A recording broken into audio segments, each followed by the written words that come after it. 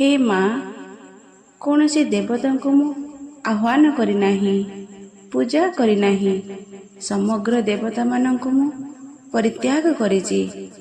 ବିବିଧ ସେବା କରିନାହିଁ, ଆକୁଳ ଚିତ୍କାର କରି ଡାକି ନାହିଁ ମା ମୁଁ ତତେ।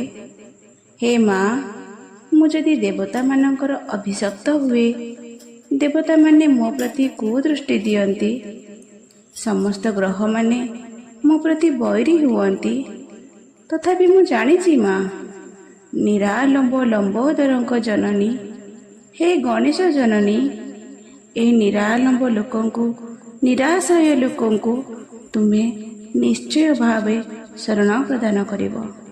ଏଣୁ ସମସ୍ତଙ୍କୁ ଛାଡ଼ି ତୁମ ପାଦରେ ଶରଣ ପଶୁଛି ମା। ମୋତେ ରକ୍ଷା କର, ମୋତେ ରକ୍ଷା କର ମା ଗଣେଶ ଜନନୀ, ମୋତେ ରକ୍ଷା କର ମା ମହାମାଇ।